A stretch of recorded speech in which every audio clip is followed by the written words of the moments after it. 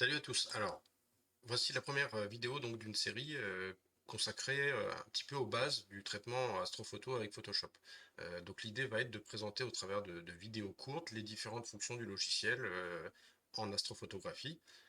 Et pour commencer, donc là, cette première vidéo sera consacrée à l'apparence de l'espace de travail et à son organisation dans Photoshop, et au fonctionnement de base du logiciel, vraiment les bases de base. Alors, j'ai ouvert une image couleur, donc la première chose, c'est qu'ici va s'afficher un onglet avec le nom de mon image, le fichier tel que je l'ai enregistré, avec son format .jpeg, hein. Le pourcentage d'affichage de l'image dans mon espace de travail, donc là elle est affichée à 25% de sa taille, je peux la grossir avec CTRL plus ou CTRL moins, et quand je la grossis, voilà, ça, on voit ici que là je passais à 33%, 50% de sa taille, etc. Et ensuite le format RVB, puisque c'est une image couleur en 8 bits, hein, slash 8, puisque c'est un format JPEG, donc en 8 bits. Ici en haut, on a les menus principaux du logiciel, fichier, édition, images, etc., comme on peut retrouver dans n'importe quel logiciel un petit peu. Ici à gauche, en vertical, on a la barre des outils principaux de Photoshop. Donc cette barre d'outils, elle contient les outils de base de Photoshop, tels que le pinceau, la gomme, hein, euh, et donc on peut la configurer un petit peu comme on veut avec les outils qu'on utilise le plus souvent. Sachant que de base, quand on va l'afficher, elle va nous mettre les outils principaux du logiciel. Et pour l'afficher, c'est dans Fenêtre ici. Le menu Fenêtre va nous permettre d'afficher les différents éléments sur notre espace de travail. Et ici, tout en bas, on a Outils. Voilà, donc là je l'ai supprimé. Fenêtre, Outils, je l'ai mise à nouveau. Ensuite, à droite, on a des fenêtres qu'on va organiser là aussi comme on veut en fonction de ce qu'on utilise le plus souvent.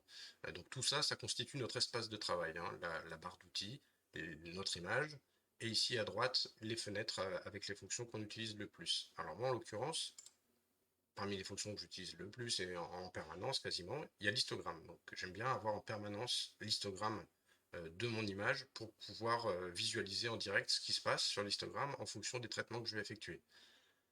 Voilà, alors pour afficher l'histogramme, c'est simple, c'est dans Fenêtre, Histogramme. Voilà, Fenêtre, Histogramme. Ensuite, à côté de l'histogramme, donc moi j'ai mis la fenêtre historique, qu'on affiche également dans Fenêtre historique. Fenêtre historique. Historique qui va nous permettre en fait au fur et à mesure de nos actions, des actions qu'on aura effectuées au cours de notre traitement, de revenir en arrière à certaines étapes si on n'est pas satisfait ou si on souhaite annuler des étapes du traitement. On a en fait la liste de nos actions qui va s'afficher au fur et à mesure, qui nous permettra facilement de revenir à une étape précédente. Alors, pour ne pas envahir l'espace de travail par une multitude de fenêtres, moi j'ai décidé de regrouper l'historique à côté de l'histogramme. Donc, je clique sur l'onglet historique et je viens glisser là jusqu'à ce que ça se surligne en bleu à côté d'histogramme, ce qui permet d'avoir dans la même fenêtre histogramme et mon historique. Voilà, comme ça prend moins de place sur l'espace de travail. Et après, je peux encore ajouter hein, d'autres onglets si je le souhaite. Ensuite, la deuxième fenêtre qu'on utilise le plus et qui s'affiche de base de toute façon quand on ouvre une image, c'est celle des calques. Hein, donc dans Fenêtre, Calque. Donc le calque, c'est l'affichage à l'écran de notre image. On voit que notre calque est ici et s'appelle arrière-plan. La première chose qu'on peut faire quand on ouvre une image, donc il se crée un calque avec cette image, on peut déjà double-cliquer sur ce calque qui s'appelle arrière-plan et le renommer. Donc le renommer, hein, par exemple là je vais l'appeler couleur. C'est mon image couleur, c'est mon calque. Je vais l'appeler le calque couleur, par exemple. Hein. Et puis après, bon, je touche à rien d'autre et je clique sur OK. Ça va avoir pour effet de supprimer le petit cadenas qui est ici. Et en supprimant ce petit cadenas, on peut ensuite choisir de masquer le calque couleur en cliquant sur l'œil qui est à côté. Donc à côté des calques, il y a toujours un œil qui permet de masquer ou d'afficher. Quand on masque notre calque principal, on se retrouve avec notre espace de travail initial au format de l'image qu'on a ouverte. Hein. Dans la taille de l'image qu'on a ouverte, c'est on va dire le fond. C'est le fond de l'image. Et sur ce fond, j'affiche mon calque. Quand on ouvre la fenêtre calque, en général, à côté, on a un onglet couche qui s'ouvre avec. Si ce n'est pas le cas, on peut le récupérer ou le supprimer ici dans Fenêtre, couche. Là, ici, en l'occurrence, il est déjà à côté de calque, hein, dans la même fenêtre, l'onglet couche. Les couches qui sont associées au calque, en fait, hein, le calque, c'est notre image, et les couches, ce sont les images, la décomposition en couche rouge, verte et bleue de notre calque. Donc ici, si je clique sur RVB, j'affiche tout, mon image en couleur avec les petits, le petit œil à côté de rouge, vert, bleu. Et si je décide de cliquer sur rouge, alors les autres vont se décocher et je n'aurai plus que la couche rouge de mon calque couleur qui va s'afficher. Si je clique sur vert, idem.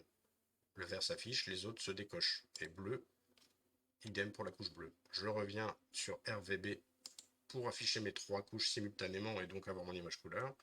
Et là, je décide de revenir sur l'onglet calque. Voilà, ça c'est pour la base en fait de la façon dont se présente l'espace de travail. Alors, pour continuer avec les bases, on va parler un peu plus en détail des calques. Alors, les calques dans Photoshop, c'est un petit peu la philosophie de base du logiciel, c'est de fonctionner avec des calques.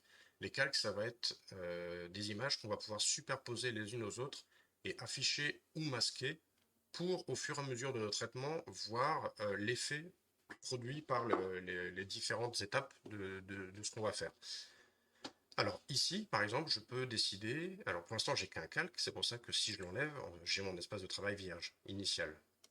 Mais si je duplique mon calque, alors en cliquant dessus, clic droit, et là j'ai un menu qui s'ouvre, clic droit, et je choisis en haut, dupliquer le calque.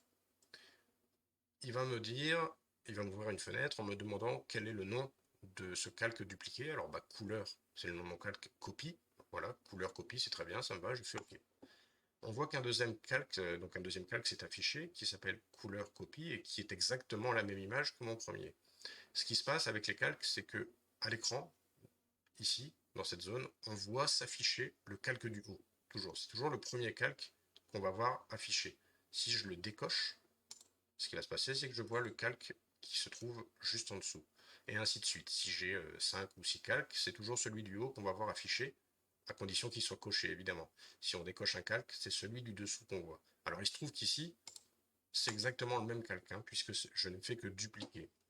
Mais par exemple, ce calque couleur copie, je vais décider de lui appliquer un traitement. Donc un traitement, donc on va dire un traitement par exemple de saturation. Alors pour ça, il y a plusieurs moyens, plusieurs méthodes sur lesquelles on reviendra, mais la base, c'est d'aller dans le menu Images.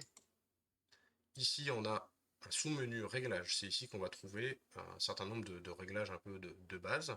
Et dans ces différents réglages, il y en a un qui s'appelle Teinte Saturation. Donc voilà, j'ouvre le réglage, la fenêtre du réglage de saturation dans Photoshop. Donc il y a différents éléments sur lesquels on reviendra aussi, mais pour l'instant, ce qui va nous intéresser, c'est l'onglet Saturation. Ici, on laisse sur Global. On veut agir sur la saturation globale de l'image. Donc, par exemple, là, je vais désaturer si je baisse le curseur vers la gauche. Donc vous voyez à l'écran se produire l'effet de la désaturation jusqu'à devenir noir et blanc si on baisse jusqu'à -100. Hein, d'accord, donc là on obtient une image monochrome. Et à l'inverse, si je vais vers la droite, je vais saturer, saturer, saturer jusqu'à devenir, voilà, beaucoup trop saturé en allant vers la droite. Donc de base, c'est à 0. Et si je joue sur ce curseur, j'augmente ou je diminue. Donc là, je vais décider de diminuer la saturation. Par exemple, là, donc je vais bien diminuer volontairement à -50. Voilà, -50. Donc pour diminuer, on joue avec le curseur. Et pour affiner, avec la molette de la souris, vous voyez, on peut affiner. Vers la droite ou vers la gauche.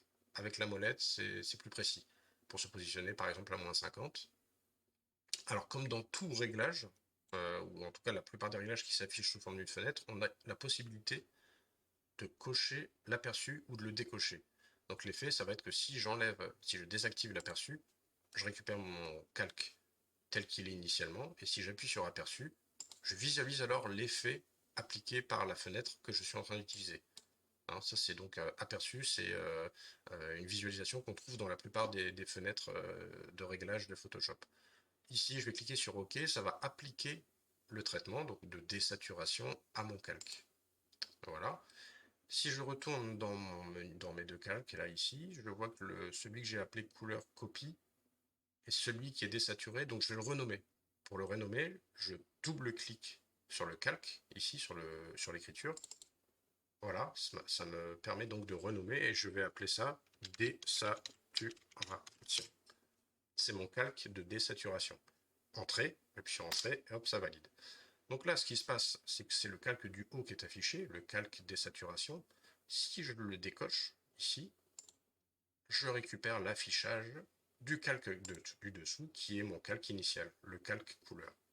Voilà, donc ça c'est un premier exemple de l'utilisation des calques, c'est qu'en fait ça nous permet, donc si je clique, je déclique, ça nous permet de voir l'effet de ce qu'on a appliqué comme traitement.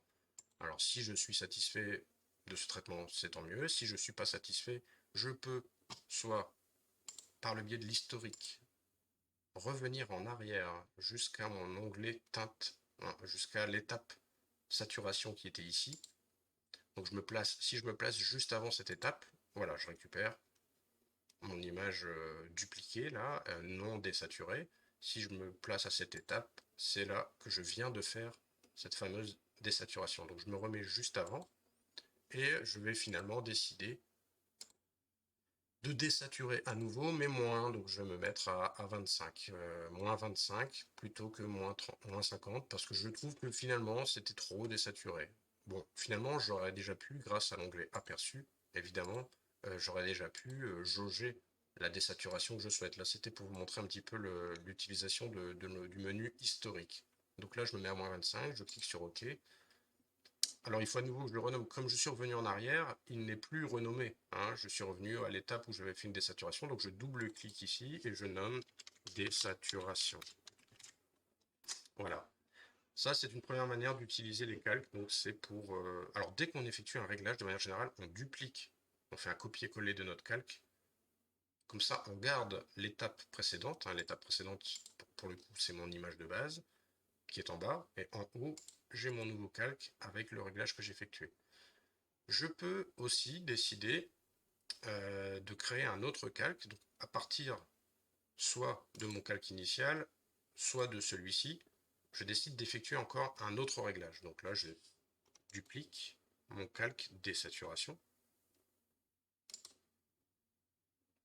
Donc il va s'appeler, voilà, ça me crée à nouveau un nouveau calque sur le dessus qui s'appelle désaturation copie. C'est donc une copie de mon deuxième calque.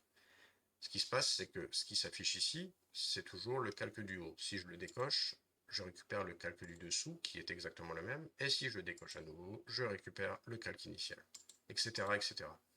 Ici, je vais décider, par exemple, d'appliquer sur ce nouveau calque un traitement, alors image, réglage, et je vais, par exemple, décider d'appliquer un traitement exposition. Donc exposition, c'est un réglage qui nous permet de corriger l'exposition de notre photo.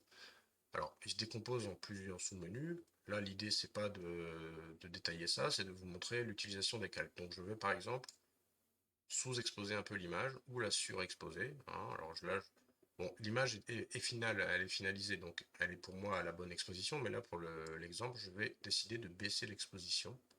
Donc voilà, par exemple à moins 1, moins 1, hop, précisément que la molette, je me remets sur moins 1. Enfin, l'idée de la molette, c'est d'être précis, mais bon, finalement, entre moins 1 et moins 1,01, vous verrez qu'il y a, il y a très peu de différence. Mais c'est pour vous montrer un petit peu l'utilisation de la souris dans le cadre de ces réglages. À nouveau, j'ai une petite case aperçu qui permet de voir l'effet de ma baisse de l'exposition. Voilà, vous voyez ce que ça fait. Si je trouvais que mon image était trop lumineuse, j'ai cet outil qui est l'outil exposition qui permet de baisser la luminosité, en tout cas l'exposition de l'image. Une fois que je suis satisfait de mon réglage, je clique sur OK. Donc ce troisième calque, en fait, correspond à mon calque initial que j'ai ensuite ici désaturé. Et après l'avoir désaturé, je l'ai à nouveau dupliqué et j'ai baissé son exposition. Donc quand je clique ici, j'obtiens mon image initiale qui est non seulement désaturée et dont j'ai baissé l'exposition. Alors ce calque, je double-clique sur l'écriture et je le renomme exposition. Voilà, donc ça c'est une manière d'organiser les calques. Comme ça on se rappelle en fait des différentes choses qu'on a fait. Ici, j'avais mon calque initial, là j'ai mon calque des saturations, et ici j'ai mon calque d'exposition. Voilà un petit peu pour la manière dont voilà, à quoi servent les calques. Alors il y a plein d'autres subtilités, fonctions et utilisations des calques évidemment. Là l'idée c'était de présenter un petit peu la manière d'organiser l'espace de travail, et puis cette notion de calque, hein, qui sont en fait des images qu'on superpose les unes aux autres, et qu'on peut décider d'afficher ou de masquer pour voir un petit peu au fur et à mesure de nos traitements les différentes voilà l'impact des traitements qu'on fait, et puis aussi pour garder une forme d'historique là aussi, hein, finalement, parce que notre image initiale, le premier traitement qu'on a appliqué, ensuite on duplique le deuxième traitement qu'on a appliqué, ça nous donne en fait une forme là aussi d'historique, un petit peu comme la fenêtre historique, ou en tout cas ça nous permet en fait d'afficher ou pas les différents réglages qu'on aura effectués. Alors ici j'avais choisi de dupliquer mon deuxième calque, mais j'aurais pu. Alors un calque, on peut décider de le supprimer. Pour ça, on appuie sur le bouton supprimer. Voilà. Donc là j'ai supprimé mon calque exposition. Je me retrouve avec mes deux calques initiaux et je supprime aussi le calque désaturation. Donc une autre manière de faire pourrait être de dupliquer mon calque initial deux fois. Donc couleur copie 2. Sur le premier duplicata de mon image de base, je vais agir sur la saturation. Donc je retourne dans image, réglage, teinte, saturation, je baisse la saturation, ok. Alors ce qui se passe, c'est que je ne vois pas l'effet de cette baisse de la saturation parce que au-dessus, j'ai un autre calque qui était donc le duplicata de mon image initiale qui lui est affiché. Et comme je vous l'ai dit tout à l'heure, c'est toujours le calque du haut qui prime. Donc je l'enlève. Et là, maintenant, je vois le calque que je vais renommer désaturation.